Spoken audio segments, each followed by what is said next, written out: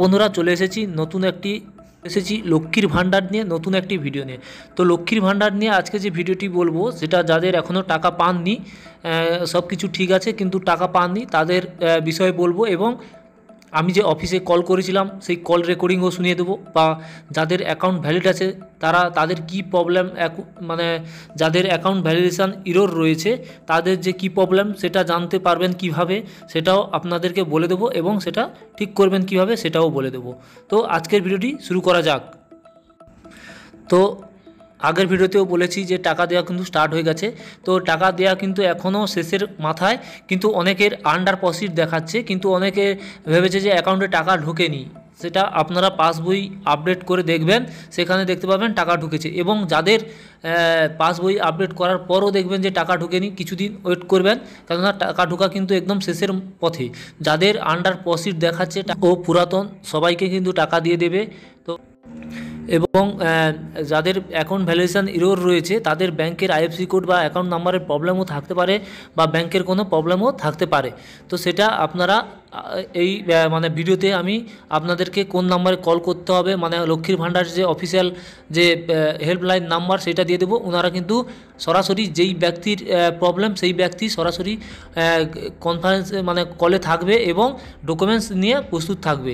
আপনার যে লক্ষ্মী ভাণ্ডারের যে সব ডকুমেন্টসগুলো অ্যাপ্লাই করতে করার সময় দিয়েছিলেন, এবং আপনার যে অ্যাকাউন্ট ডিটেলসটা দিয়েছিলেন সেটা কিন্তু নিয়ে থাকবেন। আপনাদেরকে জিজ্ঞেস করা হবে অ্যাকাউন্ট নাম্বারটা ঠিক আছে কিনা, আপনারা দেখে মিলিয়ে বলবেন, তাহলে কিন্তু আপনাদেরকে ওনারা বলে দিতে পারবে যে আপনাদের কি প্রবলেম রয়েছে। তো বলছিলাম ওই লক্ষ্মী ভাণ্ডারের টাকা যারা নতুন অ্যাপ্লাই করেছিল এবং পুরানোদের তো এখনো টাকা ঢোকেনি অ্যাকাউন্টে, সেটা কি টাকা ঢুকতে শুরু করে দিয়েছে? আপনার শেষের পথে হলো। আপনি কি নতুন না পুরনো? নতুন। আপনি স্ট্যাটাস চেক করে দেখেছেন?